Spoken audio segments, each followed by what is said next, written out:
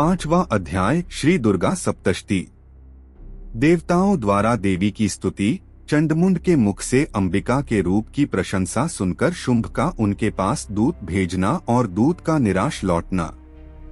महर्षि मेधा ने कहा, पूर्व काल में शुंभ निशुंभ नामक असुरों ने अपने बल के मद से इंद्र का त्रिलोकी का राज्य और यज्ञों के भाग छीन लिए और वह दोनों इसी प्रकार सूर्य, चंद्रमा, धर्मराज और वरुण के अधिकार भी छीन कर स्वयं ही उनका उपयोग करने लगे।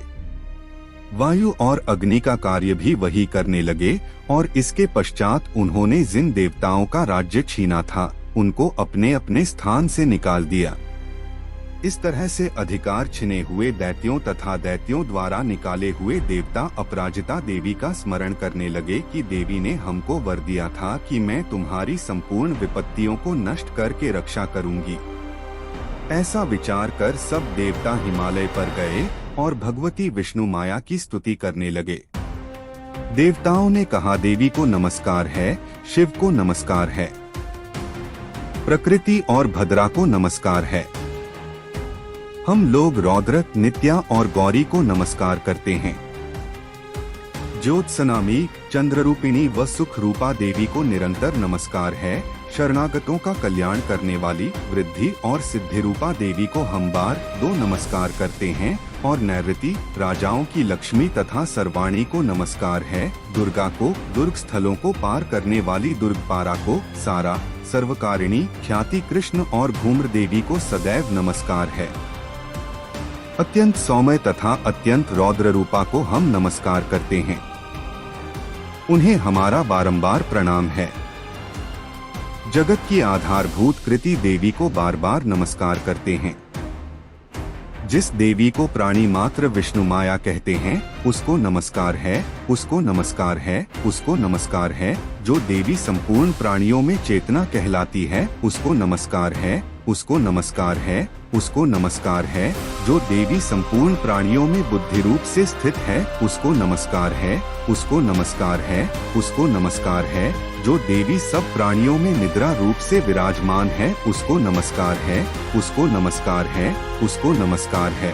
जो देवी संपूर्ण प्राणियों में क्षुधा रूप से विराजमान है उसको नमस्कार है, उसको नमस्कार है, उसको नमस्कार है। जो देवी संपूर्ण प्राणियों में छाया रूप से स्थित है उसको नमस्कार है, उसको नमस्कार है, उसको नमस्कार है। जो देवी सब प्राणियों में शक्ति रूप से स्थित है उसको नमस्कार है, उसको नमस्कार है, उसको नमस्कार है। जो देवी संपूर्ण प्राणियों में तृष्णा रूप से स्थित है उसको नमस्कार है, उसको नमस्कार है, उसको नमस्कार है। जो देवी सब प्राणियों में शांति रूप से स्थित है उसको नमस्कार है, उसको नमस्कार है, उसको नमस्कार है। जो देवी सब प्राणियों में जाति रूप से स्थित है उसको नमस्कार है, उसको नमस्कार है, उसको नमस्कार है। जो देवी सब प्राणियों में लज्जा रूप से स्थित है उसको नमस्कार है, उसको नमस्कार है, उसको नमस्कार है।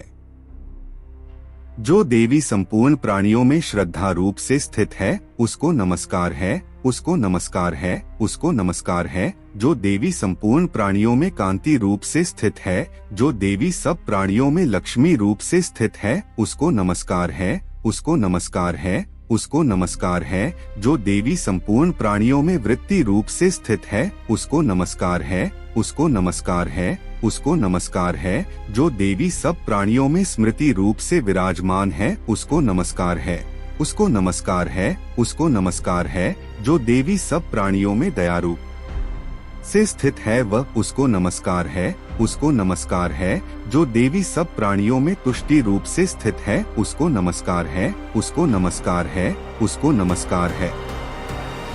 जो देवी संपूर्ण प्राणियों में मातृ रूप से स्थित है उसको नमस्कार है, उसको नमस्कार है, उसको नमस्कार है। जो देवी संपूर्ण प्राणियों में भ्रांति रूप से स्थित है उसको नमस्कार है, उसको नमस्कार है, उसको नमस्कार है। जो देवी संपूर्ण प्राणियों में नित्य व्याप्त रहती है उसको नमस्कार है, उसको नमस्कार है, उसको नमस्कार है। जो देवी चैतन्य रूप से इस संपूर्ण संसार को व्याप्त करके स्थित है उसको नमस्कार है, उसको नमस्कार है, उसको नमस्कार है। पूर्व काल में देवताओं ने अपने अभीष्ट फल पाने के लिए जिसकी स्तुति की है और देवराज इंद्र ने बहुत दिनों तक जिसका सेवन किया है वह कल्याण की साधना भूता ईश्वरी हमारा कल्याण और मंगल करे तथा सारी विपत्तियों को नष्ट कर डाले। असुरों के सताए हुए हम संपूर्ण देवता उस परमेश्वरी को इस समय नमस्कार करते हैं तथा जो भक्ति पूर्वक स्मरण किए जाने पर तुरंत ही सब विपत्तियों को नष्ट कर देती है, वह जगदम्बा इस समय भी हमारा मंगल करके हमारी समस्त विपत्तियों को दूर करें। महर्षि मेधा ने कहा, हे राजन, इस प्रकार जब देवता स्तुति कर रहे थे तो उसी समय पार्वती देवी गंगा में स्नान करने के लिए आई। तब उनके शरीर से प्रकट होकर शिवा देवी बोली, शुंभ दैत्य के द्वारा स्वर्ग से निकले हुए और निशुंभ से हारे हुए यह देवता मेरी स्तुति कर रहे हैं। पार्वती के शरीर से अंबिका निकली थी, इसलिए उसको संपूर्ण लोक में कौशिकी कहते हैं। कौशिकी के प्रकट होने के पश्चात पार्वती देवी के शरीर का रंग काला हो गया और वह हिमालय पर रहने वाली कालिका देवी के नाम से प्रसिद्ध हुई। फिर शुंभ और निशुंभ के दूत चंडमुंड वहां आए और उन्होंने परम मनोहर रूप वाली अंबिका देवी को देखा। फिर वह शुंभ के पास जाकर बोले, महाराज, एक अत्यंत सुंदर स्त्री हिमालय को प्रकाशित कर रही है, वैसा रंग रूप आज तक हमने किसी स्त्री में नहीं देखा। हे असुरेश्वर, आप यह पता लगाएं कि वह कौन है और उसको ग्रहण कर ले। वह स्त्री स्त्रियों में रत्न है, वह अपनी कांति से 10 दिशाओं को प्रकाशित करती हुई वहां स्थित है, इसलिए आपका उसको देखना उचित है। हे प्रभु, तीनों लोकों के हाथी, घोड़े और मणि इत्यादि जितने रत्न हैं, वह सब इस समय आपके घर में शोभायमान हैं। हाथियों में रत्न रूप ऐरावत हाथी और उच्चैश्रवा नामक घोड़ा तो आप इंद्र से ले आए हैं। हंसों द्वारा जुता हुआ विमान जो कि ब्रह्मा जी के पास था, अब भी आपके पास है। और यह महापद्म नामक खजाना आपने कुबेर से छीना है। समुद्र ने आपको सदा खिले हुए फूलों की किंजलकिनी नामक माला दी है। वरुण का कंचन की वर्षा करने वाला छत्र आपके पास है। रथों में श्रेष्ठ प्रजापति का रथ भी आपके पास ही है। हे दैत्येंद्र, मृत्यु से उत्क्रांतिका नामक शक्ति भी आपने छीन ली है और वरुण का पाश भी आपके भ्राता निशुंभ के अधिकार में है, और जो अग्नि में न जल सकें, ऐसे 2 वस्त्र भी अग्निदेव ने आपको दिए हैं। हे दैत्यराज, इस प्रकार सारी रत्न रूपी वस्तुएं आप संग्रह कर चुके हैं, तो फिर आप यह कल्याणकारी स्त्रियों में रत्न रूप अनुपम स्त्री आप क्यों नहीं ग्रहण करते? महर्षि मेधा बोले, चंडमुंड का यह वचन सुनकर शुंभ ने विचारा कि सुग्रीव को अपना दूत बनाकर देवी के पास भेजा जाए। प्रथम उसको सब कुछ समझा दिया और कहा कि वहां जाकर तुम उसको अच्छी तरह से समझाना और उपाय करना जिससे वह प्रसन्न होकर तुरंत मेरे पास चली आए। भली प्रकार समझाकर कहना। दूत सुग्रीव पर्वत के उस रमणीय भाग में पहुंचा जहां देवी रहती थी। दूत ने कहा, हे देवी, दैत्यों का राजा शुंभ जो इस समय तीनों लोकों का स्वामी है, मैं उसका दूत हूँ और यहाँ तुम्हारे पास आया हूँ। संपूर्ण देवता उसकी आज्ञा एक स्वर से मानते हैं। अब जो कुछ उसने कहला भेजा है वह सुनो। उसने कहा है, इस समय संपूर्ण त्रिलोकी मेरे वश में है और संपूर्ण यज्ञों के भाग को पृथक पृथक मैं ही लेता हूँ और तीनों लोकों में जितने श्रेष्ठ रत्न हैं वह सब मेरे पास हैं। देवराज इंद्र का वाहन ऐरावत मेरे पास है जो मैंने छीन लिया है।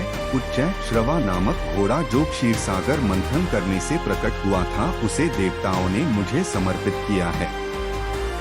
हे सुंदरी, इनके अतिरिक्त और भी जो रत्न भूषण पदार्थ देवताओं के पास थे वह सब मेरे पास हैं। हे देवी, मैं तुम्हें संसार की स्त्रियों में रत्न मानता हूँ क्योंकि रत्नों का उपभोग करने वाला मैं ही हूँ। हे चंचल कटाओं वाली सुंदरी, अब यह मैं तुझ पर छोड़ता हूँ कि तू मेरे या मेरे भाई महापराक्रमी निशुंभ की सेवा में आ जाए। यदि तू मुझे वरेगी तो तुझे अतुल महान ऐश्वर्य की प्राप्ति होगी। अतः तुम अपनी बुद्धि से यह विचार कर मेरे पास चली आओ। महर्षि मेधा ने कहा, दूत के ऐसा कहने पर संपूर्ण जगत का कल्याण करने वाली भगवती दुर्गा मन ही मन मुस्कुराई और इस प्रकार कहने लगी। देवी ने कहा, हे दूत, तू जो कुछ कह रहा है वह सत्य है और इसमें किंचित मात्र भी झूठ नहीं है। शुंभ इस समय तीनों लोकों का स्वामी है और निशुंभ भी उसी की तरह पराक्रमी है, किंतु इसके संबंध में मैं जो प्रतिज्ञा कर चुकी हूँ उसे मैं कैसे झुठला सकती हूँ। तू मैंने जो प्रतिज्ञा की है उसे सुन। जो मुझे युद्ध में जीत लेगा और मेरे अभिमान को खंडित करेगा तथा बल में मेरे समान होगा, वही मेरा स्वामी होगा। इसलिए शुंभ अथवा निशुंभ यहाँ आवे और युद्ध में जीतकर मुझसे विवाह कर ले, इसमें भला देर की क्या आवश्यकता है। दूत ने कहा, हे देवी, तुम अभिमान में भरी हुई हो, मेरे सामने तुम ऐसी बात न करो। इस त्रिलोकी में मुझे तो ऐसा कोई दिखाई नहीं देता जो कि शुंभ और निशुंभ के सामने ठहर सके। हे देवी, जब अन्य देवताओं में से कोई शुंभ व निशुंभ के समान युद्ध में ठहर नहीं सकता, तो तुम जैसी स्त्री उनके सामने रणभूमि में ठहर सकेगी। जिन शुंभ आदि असुरों के सामने इंद्र आदि देवता नहीं ठहर सके, तो फिर तुम अकेली स्त्री उनके सामने कैसे ठहर सकेगी। तुम मेरा कहना मानकर उनके पास चली जाओ, नहीं तो जब वह तुम्हें केश पकड़कर घसीटते हुए ले जाएंगे तो तुम्हारा गौरव नष्ट हो जाएगा, इसलिए मेरी बात मान लो। देवी ने कहा, जो कुछ तुमने कहा ठीक है। शुंभ और निशुंभ बड़े बलवान है, लेकिन मैं क्या कर सकती हूँ, क्योंकि मैं बिना विचारे प्रतिज्ञा कर चुकी हूँ। इसलिए तुम जाओ और मैंने जो कुछ भी कहा है वह सब आदर पूर्वक असुरेंद्र से कह दो। इसके पश्चात जो वह उचित समझे करें।